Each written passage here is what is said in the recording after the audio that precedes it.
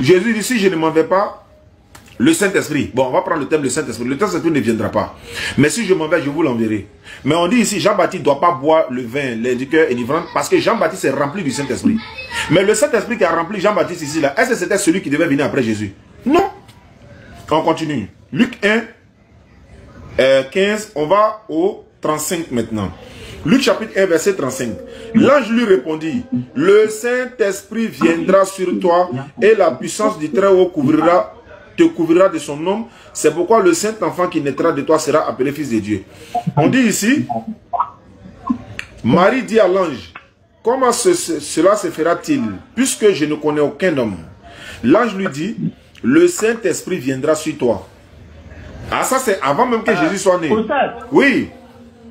Je vous en prie. S'il vous plaît, faisez une pause là. Je vais connecter l'eau-parleur pour qu'on se comprenne très bien quoi. Avec plaisir. Mon téléphone là c'est un peu bas. Il n'y a pas de problème. D'accord. Je vois comment régler ça. De quelle manière arriva la naissance de Jésus-Christ? Sa mère ayant été fiancée à Joseph se trouva enceinte par la vertu du Saint-Esprit avant qu'ils eussent habité ensemble. C'est-à-dire que le Saint-Esprit même là, Marie est tombée même par la vertu du Saint-Esprit d'abord, avant même que Marie et Joseph puissent habiter ensemble. Ça c'est quel Saint-Esprit? Parce que Jésus a dit, tant que je ne vais pas, le Saint-Esprit ne vient pas. Or ici, Jésus même est né par la vertu du Saint-Esprit. Matthieu chapitre 3 verset 11. Moi, je vous baptise d'eau pour vous amener à la repentance. Mais celui qui vient après moi est plus puissant que moi et je ne suis pas digne de porter ses souliers. Lui, il vous baptise du Saint-Esprit et du feu. On dit Jésus baptise du Saint-Esprit et du feu. Mais Jésus dit si je ne vais pas, le Saint-Esprit ne vient pas. Le Saint-Esprit qui prend pour baptiser ici, c'est lui qui doit venir après. Le Saint-Esprit que Jésus parle, c'est auparavant, avant l'arrivée de Jésus, le Saint-Esprit venait, mais ça choisissait les élus de Dieu pour opérer à travers eux, un peu comme les Moïse, un peu comme certains prophètes. Dieu, le Saint-Esprit opérait avec eux, mais ce n'est pas tout le monde qui avait accès au Saint-Esprit. C'est quand Jésus s'en aille qu'il dit que je m'en vais, laissez-moi partir, parce qu'il n'est pas le Saint-Esprit ne descendra pas. Parce que le Saint-Esprit après Jésus, c'est pour tout le monde entier. Donc, même toi qui es là, le Saint-Esprit en toi. Le Saint-Esprit, c'est l'Esprit de Dieu en nous. Et le Saint-Esprit opère avec nous lorsque nous marchons dans la sainteté. Donc, c'est le même Saint-Esprit. Mais avant, Dieu a envoyé ça spécialement à ses points. Mais après la venue de Jésus-Christ, quand Jésus-Christ repart, il envoie ça à tout le monde. Tout le monde porte le Saint-Esprit en lui. Mais seulement il n'opère pas avec tout le monde. Quand tu marches dans le péché, le Saint-Esprit ne peut pas opérer avec toi. Il faut que tu laisses le péché et le Saint-Esprit de Dieu te révèle les choses cachées. Donc je veux que tu comprennes que le Saint-Esprit, il n'y a pas plusieurs Saint-Esprit, c'est le même Saint-Esprit. Mais après le départ de Jésus, c'est venu différemment. C'est venu sur toute la terre. D'accord, je vais poser une question. Comme vous dites qu'il y a plus, c'est le même Saint-Esprit. Moi, je vais savoir, est-ce que quand Jésus dit, dans Jean chapitre 16, verset 7 à 14, il dit, j'ai encore beaucoup de choses à vous dire, mais vous ne pouvez pas les porter maintenant. D'abord, il dit, si je ne m'en vais pas, le Saint-Esprit ne viendra pas. Est-ce que ça veut dire que le Saint-Esprit est déjà là? Parce que Jésus a dit, si je ne m'en vais pas, il ne vient pas. Parce que à ce moment, le Saint-Esprit n'est pas là. Bon, la Bible, le Saint-Esprit, avant Jésus-Christ, est ciblé. C'est pas pour tout le monde. Non, la Bible. Après son départ, le Saint-Esprit vient à tout le monde. À tous ceux qui ont accepté Jésus-Christ comme le Sauveur. Oui, mais la Bible dit non. La Bible dit que le Saint-Esprit était déjà là quand Jésus était là. Alors que Jésus dit, si je ne m'en vais pas, le Saint-Esprit ne viendra pas. Ça veut dire qu'il n'est pas là. Mais pourtant, il est là, dans la Bible. Voilà, je vous lis le texte maintenant. Non, le problème, c'est... En fait, il est en train de parler à ses apôtres. Il est en train de leur révéler que vous ne devez pas être triste parce que je m'en aille. Vous devez être plutôt content. Parce qu'en partant, je reviendrai plutôt en vous. Parce que pour le moment, là, vous marchez à côté de moi. Je marche à côté de vous. C'est le Saint-Esprit qui viendra en vous. Non, c'est pas la question. Il vous révélerait même les choses cachées. Non, c'est pas la question. La question est de savoir pourquoi Jésus dit si je ne m'en vais pas, il ne vient pas. Quand on dit il ne vient pas tant que Jésus est là, est-ce que ça veut dire qu'il est là? Il dit si je ne vais pas, il ne vient pas. Mais si je m'en vais, je vous l'enverrai. Est-ce que ça veut dire qu'il est là? Parce que ma question c'est là. Pourquoi? Parce que lui, en partant, ce qui vient est plus grand que sa présence. Parce que lui, il faut qu'il parte pour que son esprit revienne à nous. Non, il n'a pas dit son esprit. Il n'a pas dit son esprit. Il dit, si je ne m'en vais pas, le Saint-Esprit ne viendra pas. Mais si je m'en vais, je vous l'enverrai. Le Saint-Esprit qui? C'est ce que je... Le Saint-Esprit, c'est d'abord qui? Bon, le Saint-Esprit, tu demandes le Saint-Esprit, c'est qui? Le Saint-Esprit, c'est la troisième personne, ou encore la troisième personne de la Trinité. Le Père, le Fils et le Saint-Esprit. Voilà. Donc, je vous dis... Tout ça en même, c'est une seule personne. Oui, non, la Bible n'a jamais dit que ça fait une seule personne. Voilà, ça dit que... La même Bible, dans le même verset de Jean 14, 3 à 9. Quand tu reviens même encore au niveau de 7, ou dans le même chapitre, tu vas te rendre compte comme une autre personne. Mais quand tu es élevé spirituellement, quand tu grandis, tu vois maintenant Jésus-Christ comme Dieu incarné qui s'est fait chien qui est venu dans le monde. Non. Le thème n'est pas si Jésus est Dieu. On dit le Saint-Esprit là. Le Saint-Esprit dont on parle là. Jésus dit, il faut que je m'en aille et puis c'est en ce moment que le Saint-Esprit va venir. Mais si quelqu'un dit ça, ça veut dire que le Saint-Esprit n'est même pas encore là parce qu'il faut que Jésus parte. Il faut qu'il parte. Il y a un micro sur ma table là, c'est branché. Tu débranches ça, la table c'est débranché. Oui, bien sûr. Donc, tu vois que Jésus dit, si je ne m'en vais pas, le Saint-Esprit ne vient pas. Donc, ça veut dire que Jésus n'est pas encore parti, le Saint-Esprit ne doit pas être là. Mais il se trouve que le Saint-Esprit est là, ce qui veut dire que ce n'est pas du même Saint-Esprit là, il parle. Je vous donne les textes maintenant. Luc chapitre 3, Luc chapitre 1, verset 35. Il dit ici, l'ange lui répondit, le Saint-Esprit viendra sur toi et la puissance du Très-Haut te recouvrira de son nom. C'est pourquoi le Saint-Enfant qui naîtra de toi sera appelé Fils de Dieu. Ça fait 1. Verset 41 de Luc chapitre 1. Il dit, dès qu'Élisabeth a entendu la salutation de Marie, son enfant tressaillit dans son sein et elle fut remplie du Saint-Esprit. Elle aussi, elle avait le Saint-Esprit, elle était remplie du Saint-Esprit. Mais Jésus dit, si je ne m'en vais pas, le Saint-Esprit ne vient pas. Au verset 67 de Luc chapitre 1.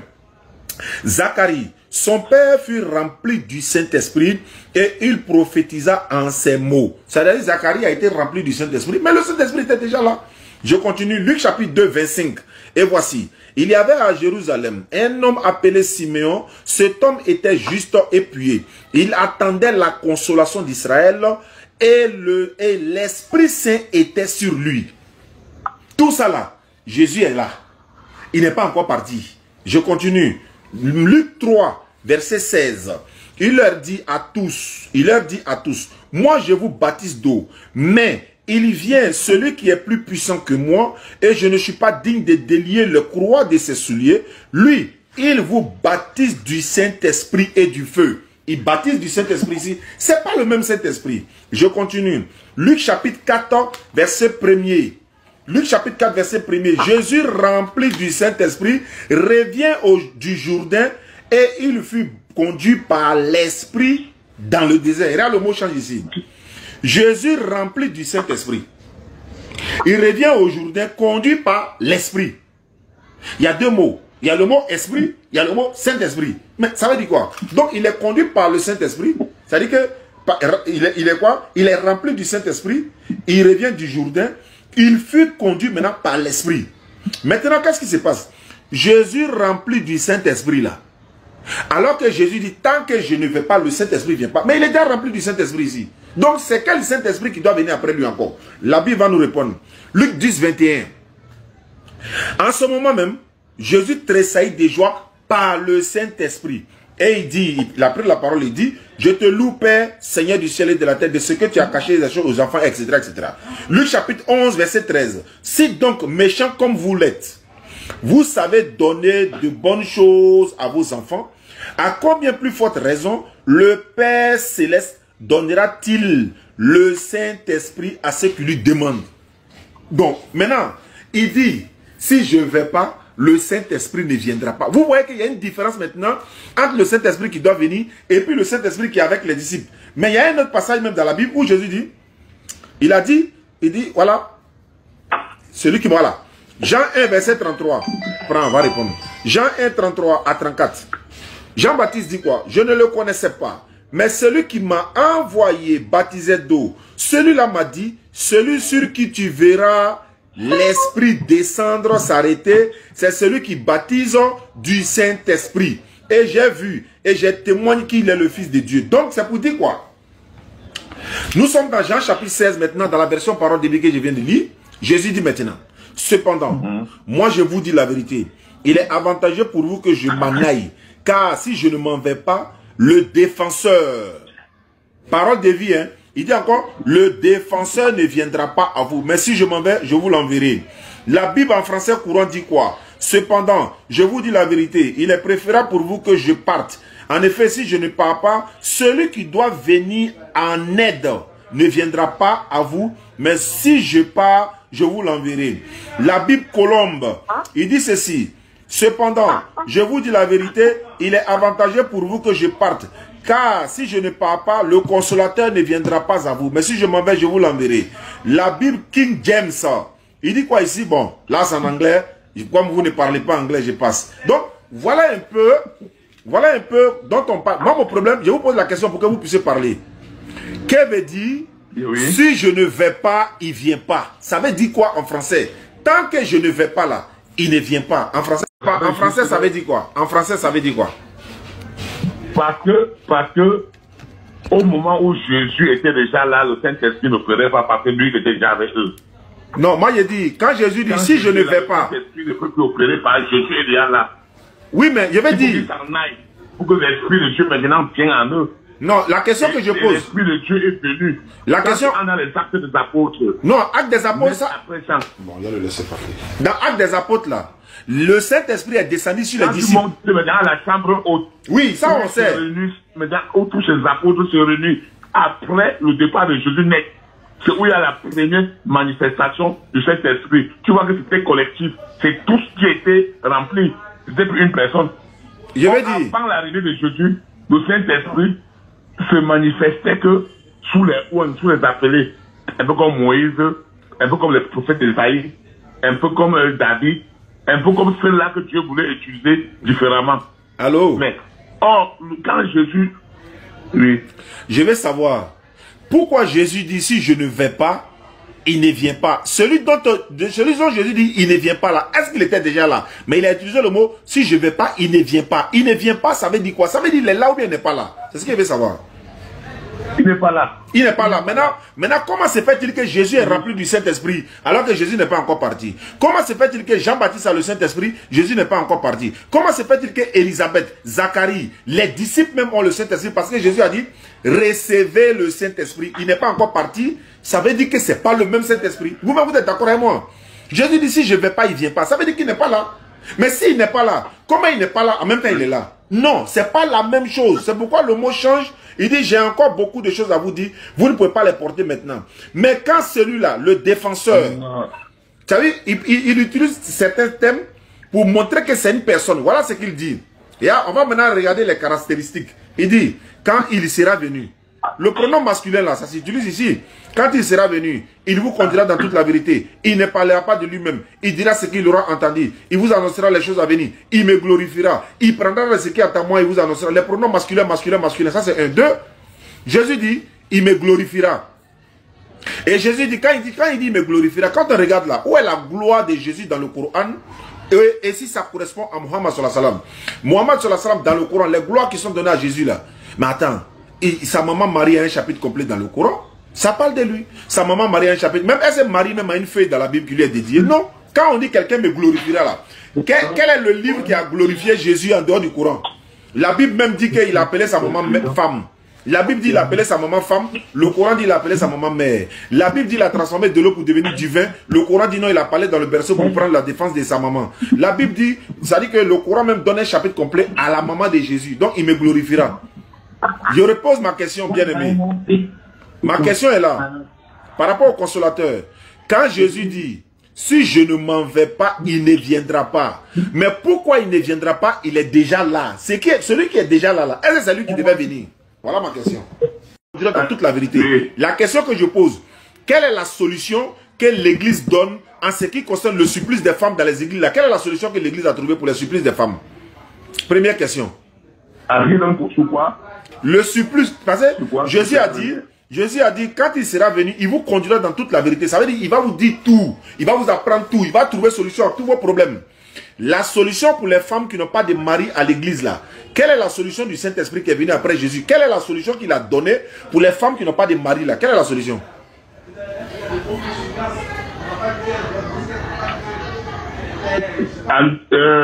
La solution pour les femmes qui n'ont pas de mari, c'est que si tu marches selon la volonté de Dieu, tu marches comme Dieu veut que tu marches. Si Dieu décide de donner le mari, il n'y a pas de problème. Mais ça, c'est pas une solution. Si tu n'as pas de mari et que tu marches comme Dieu le veut, parce que la gloire, l'objectif, c'est pas le monde. Et au monde, tout le monde n'est pas obligé d'avoir le même. Il y a ceux qui peuvent quitter le monde sans se marier et qu'il en fait avec le Dieu, il est sûr de son paradis. Non. Dieu peut t'envoyer dans le monde. Ouais, elles sont chastes. Les femmes chrétiennes, la plupart là, les femmes chrétiennes, elles sont à l'église, elles sont chastes, elles se comportent bien, mais elles n'ont pas de mari. Le Saint-Esprit a donné quelle solution? Parce que nous, notre Saint-Esprit, le Saint-Esprit auquel moi j'ai fait allusion, lui il a donné la solution. Hein. Lui il a donné la solution. Moi il veut savoir, comme vous dites que c'est le Saint-Esprit qui doit venir après Jésus, bon, il a donné le Saint-Esprit dont il doit venir derrière Jésus là. La solution pour les supplices des femmes, quelle est la solution?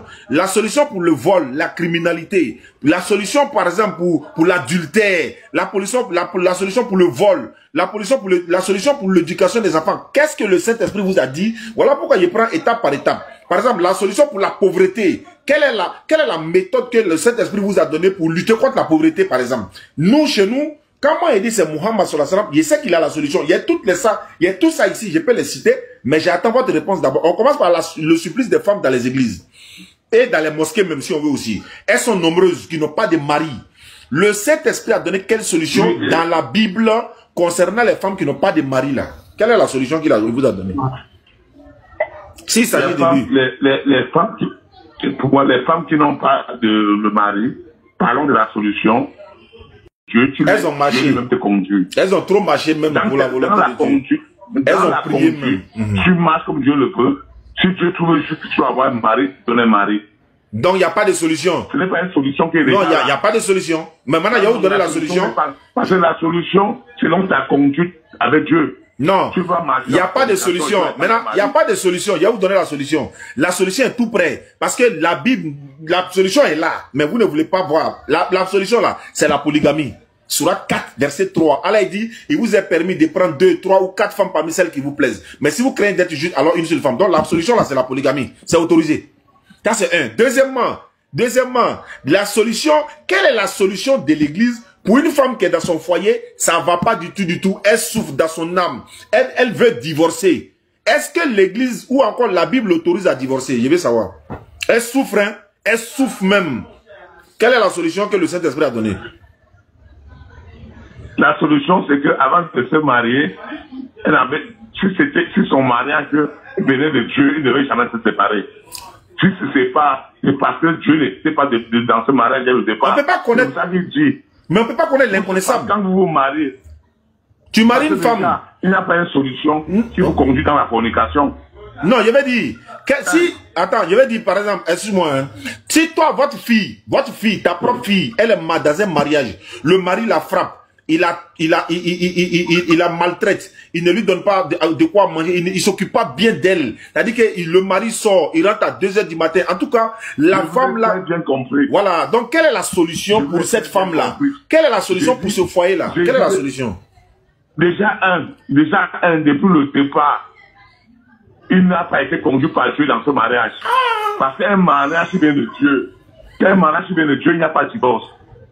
Donc, parce qu'il dit, tu quitteras ta frère et ta mère, tu t'attacheras à un pas et vous deviendrez un seul chair. Oui, ils sont une chair. Toi, attends, il équipe le mariage. Femme, tu respectes ton mari. Elle a respecté son mari. Ta femme, comme tu as aimé l'église. Elle aime son mari. Donc, dès le départ, quand Dieu est dedans, il n'y aurait pas de divorce. Quand il y a divorce, Dieu ne fait pas dedans. Non, il y a Dieu. Attends, hein, au moment où il y a mariage là, il y a Dieu dedans. Hein. Mais quand la femme la souffre, il n'y a plus Dieu dedans. Au moment où on était en train de les unir à l'église ou bien dans le lieu de culte, que ce soit à la mosquée, parce que je prends en généralité. Quelle est la solution? Ta fille souffre dans un foyer. Tu es allé parler, tout le village ont parlé. Elle est là, elle pleure matin, midi, soir, elle n'est pas à l'aise. Elle est dedans, mais Dieu n'était pas au départ. Dieu n'est pas la solution. Vous n'avez pas la solution. C'est pourquoi, parce que la Bible dit... C'est ça qu'il n'a pas compris. Oui, il n'a pas compris. C'est ce que je veux dire. La solution est chez nous. La solution est là chez nous en islam. Le Saint-Esprit dont moi j'ai fait allusion là, lui il a donné la solution. Moi j'ai compris la question, mais lui il refuse de répondre. Il refuse de répondre. S'il te plaît. Il répond en philosophe. Non, je ne réponds pas en philosophe. Je suis très bien. Il dit bien ceci. Lui, il est en train de parler que quand un mariage arrive où il y a divorce, ce mariage ne devait même pas être lié au départ. Parce que dès le départ, quand Dieu vous unit, il n'y a plus de divorce. Ça n'existe pas. Attends. Quand c'est lui qui vous unit, il n'y aurait plus de divorce. Vous allez vous aimer. Attends, non, je veux dire, Dieu n'a jamais uni quelqu'un et puis ils ont divorcé quoi. Tous ceux qui sont mariés et puis ils ont divorcé, Dieu les a unis. Mais on te parle de Dieu les a unis. Maintenant. Il y a pas dedans parce qu'il y a polygamie. Il y a polygamie. Polygamie, Dieu n'est pas dedans. L'homme n'a pas deux cœurs, trois cœurs. Bon, attends, j'ai reformulé la question. Attends, je vais reformuler. Est-ce qu'une femme chrétienne peut divorcer? Quelle que soit la souffrance qu'elle subit. Alors, Oustaz. Oui. Oustaz. Oui.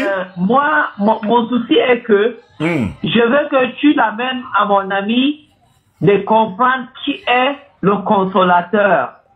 Tu l'as déjà parlé de Saint-Esprit. Tu as prouvé que ce n'est pas le consolateur. Maintenant, le consolateur, c'est qui? C'est ça que je veux que tu l'expliques avec les caractéristiques. Le consolateur, c'est le Rasoul sallallahu alayhi wa sallam. Le consolateur, là, dont Jésus annonce là, c'est le prophète Muhammad sallallahu alayhi wa sallam. C'est ce que je suis en train de lui dire. C'est le prophète. On n'a même pas besoin d'aller par cacher. Maintenant, voilà pourquoi j'ai dit... Il se déplace. Oustaz, oui. Oustaz, il s'est déplacé un peu. Tu vas donner une minute, il revient. Il n'y a pas de souci. Il va aller aux toilettes. Il n'y a pas de problème, Inch'Allah. Donc, voilà. Si... Donc, Oustaz, oui. Oustaz, moi, si je comprends bien,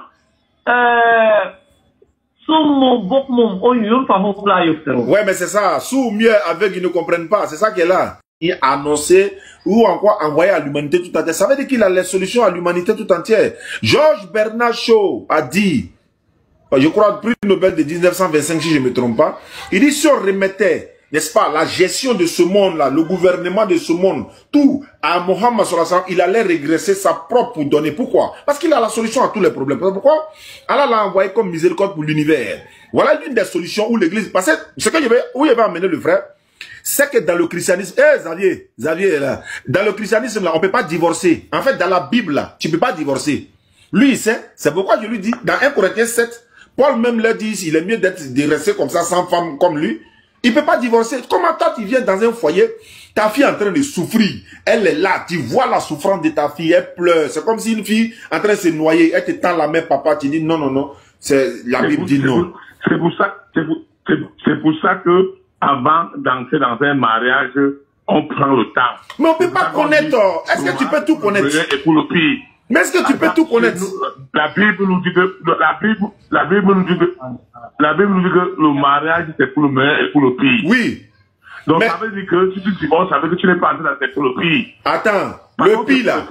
Quand tu affrontes le mariage, quand le pire arrive, tu dois supporter. C'est ça le mariage. Le mariage, c'est l'union entre deux personnes. Attends. Quand tu divorces déjà, il n'y avait pas de mariage. D'accord, je veux savoir, pasteur, homme frère, ça veut dire, si toi ta fille est dans un mariage, elle souffre là, elle ne doit pas divorcer. Tu veux dire ça pour confirmer qu'elle ne peut pas divorcer, quelles que soient les difficultés. Il faut dire ça, on va entendre. Oui, c'est pour ça que nous, avant le mariage, on te demande d'abord de prendre un temps, de vous échanger. Bon, ça là, si elle a tué son mari maintenant là pour partir, vous allez dire non, elle a posé quoi. La fille est dans souffrance. Si tu divorces, tu ne te maries plus. Et si le divorce, tu ne te maries plus. Tu te maries pourquoi? C'est ce que le... devant Dieu, tu es marié. Attends, c'est ce que le consolateur a dit quoi? C'est devant Dieu, le ciel à la... Est-ce que c'est ce que le consolateur a dit? C'est pour le monde.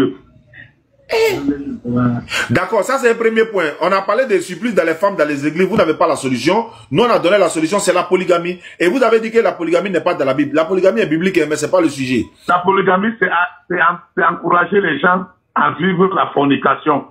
Qui a dit ça? Oui. Attends, je vais te lire Esaïe. C'est la parole de Dieu. Attends, je te dis, voilà, comme tu dis, c'est la parole de Dieu. La Bible dit ceci. La Bible dit ceci. Voilà un disciple qui pose c'est l'homme et la femme. Maintenant, où est l'homme là? On dit les deux doivent être lapidés de mort. Pourquoi ils ont envoyé la femme seule? L'homme là, il est passé où? C'est exactement ce que tu as dit. La parole nous démontre ça. La parole nous démontre quoi? Donc, dans la parole démontre ceux qui ont péché. Puisque si la parole nous dit que c'est l'homme et la femme. Ce qui veut dire. Non, laisse-le dire ce que dire. Non, ce qui veut. Moi, j'ai déjà compris. Mais toi, tu ne comprends pas. Alhamdulillah. Tu ne vois pas. Tu t'attends. Je comprends. Bon, moi, j'ai compris. Vous avez posé la question pour lui faire comprendre. Pour lui faire comprendre. En disant quoi? Je vais lui faire comprendre que... Oui. Si on a déjà envoyé seul la... Si Jésus a dit qu'on ne doit pas lapider la femme parce qu'on l'a amené seul. Merci beaucoup. Il allait lapider les deux. Si on avait envoyé les deux... Si on avait envoyé les deux, Jésus allait appliquer la charia. Ils ont envoyé la femme seule. Pourquoi lui va appliquer la loi? Il serait injuste lui-même. Il serait injuste. C'est pourquoi il a dit à la femme, il dit va, mais ne pêche plus. Hein. Ça veut dire que si ils ont répété encore, si on t'a attrapé pour venir, on va t'appliquer ça. On dit l'homme et la femme. Et ils ont dit, la loi de Moïse dit une telle femme. Est-ce que la loi de Moïse, d'ailleurs, la loi de Moïse dit quoi? On va aller, Lévitique 20, verset 10. Il faut qu'on